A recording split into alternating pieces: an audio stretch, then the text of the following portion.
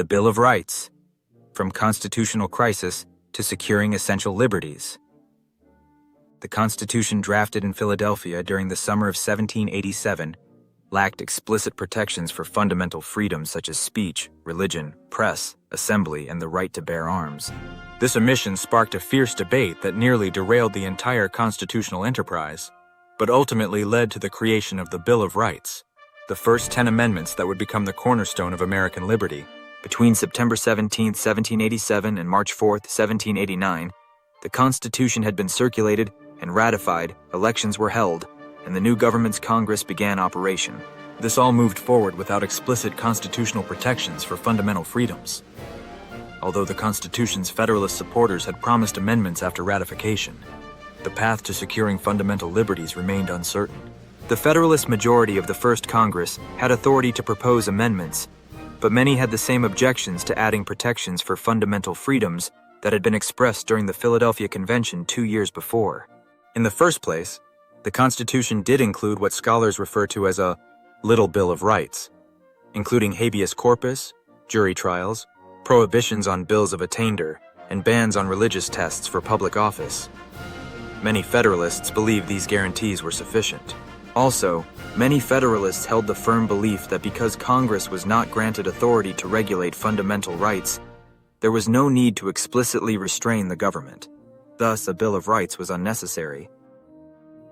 Alexander Hamilton argued that since the federal government possessed only explicitly granted powers, there was no need to list additional protections. Why declare that things shall not be done which there is no power to do? Finally, there was no precedent, as no nation in history had codified a comprehensive group of liberty protections within its fundamental law. Beginning in 1776, George Mason emerged as a fierce champion for a constitutional commitment to fundamental rights. Mason had credentials on the Bill of Rights issue as the primary author of the June 1776 Virginia Declaration of Rights. A fellow Virginian, Thomas Jefferson, found inspiration for the Declaration of Independence in Mason's Virginia Declaration of Rights. 11 years later, on September 12, 1787, as a Virginia delegate to the Philadelphia Constitutional Convention, Mason proposed adding a comprehensive Bill of Rights. His proposal was unanimously rejected. This rejection created genuine uncertainty about whether guarantees of fundamental rights would ever become part of the Constitution. As a result, Mason refused to sign and endorse the Constitution because it did not have a Bill of Rights. Though the Constitution ultimately was ratified, opposition had arisen the moment it was published. The Anti-Federalists, led by figures like Patrick Henry of Virginia, George Mason, and Samuel Adams of Massachusetts, questioned the inconsistency of protecting some rights while leaving others unmentioned.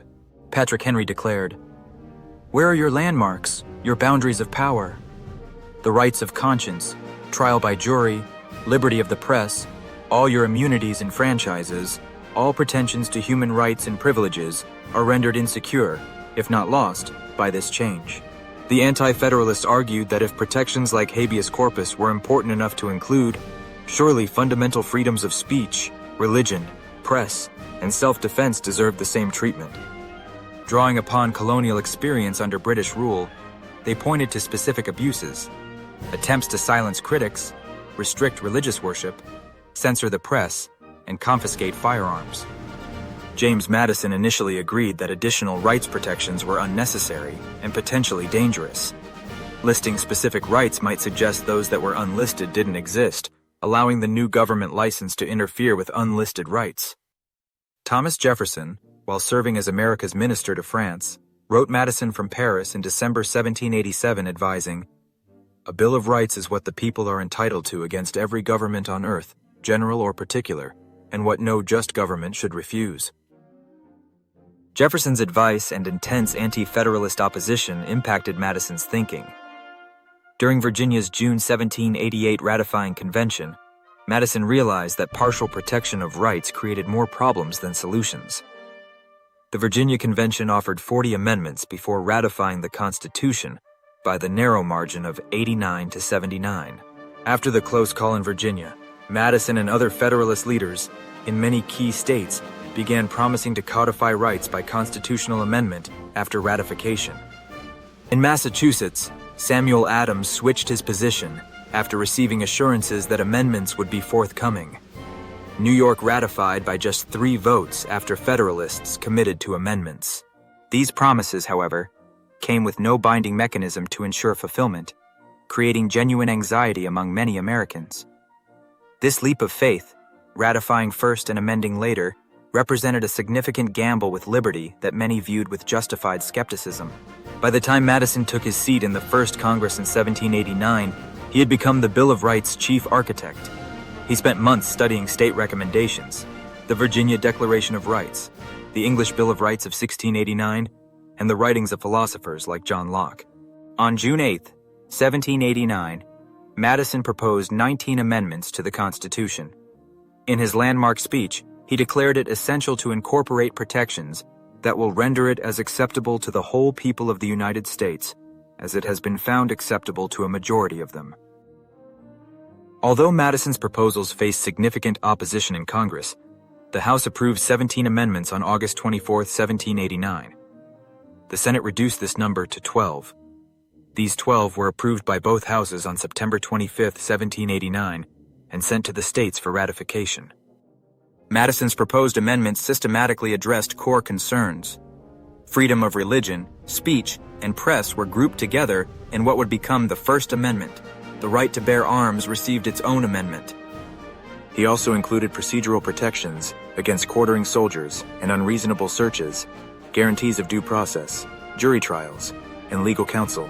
The 9th and 10th Amendments recognize that people are born with natural rights. Such rights are not granted by government, and that all power not granted to government remained with the people. The ratification process required approval by 3/4 of the states, at least 10 of the 14 states then in the Union. New Jersey was first to ratify on November 20, 1789. Virginia's ratification on December 15, 1791, made the first 10 amendments part of the Constitution. December 15th is now recognized as Bill of Rights Day. The first 2 proposed amendments, dealing with congressional representation and pay, were not ratified by enough states, although the pay amendment was ratified as the 27th Amendment in 1992. The adoption of the Bill of Rights represented more than political compromise. It fulfilled the Federalists' promises to Anti-Federalist critics by explicitly protecting rights. It provided constitutional protections for the rights that the Declaration of Independence had proclaimed. It established the principle that constitutional rights were recognitions of pre-existing rights, not grants from government. The Bill of Rights represented something unprecedented globally. While documents like England's Magna Carta and 1689 Bill of Rights had established certain limits on government power, no nation had ever before incorporated such comprehensive protections for individual liberties into its constitutional framework. The American innovation was to place fundamental liberties beyond the reach of temporary majorities by enshrining them in the nation's supreme law, a revolutionary development that has influenced constitutional development worldwide. The Bill of Rights stands as a charter of liberty and testament to political integrity. Despite holding majorities in both houses of Congress, the Federalists honored their commitments to their former opponents. The Federalists properly claimed, "Promises made, promises kept." This act of political honor helped establish the new government's legitimacy and became an enduring testament not just to American governance, but also to global aspirations for fundamental rights and honor in public service. The first 10 amendments serve as the constitutional vindication of the principles in the Declaration of Independence, demonstrating the solid foundation of the new constitutional republic. Dive deeper into the story of your rights. To learn more about this vital history, like this video, and subscribe to Constitutional Soundbites.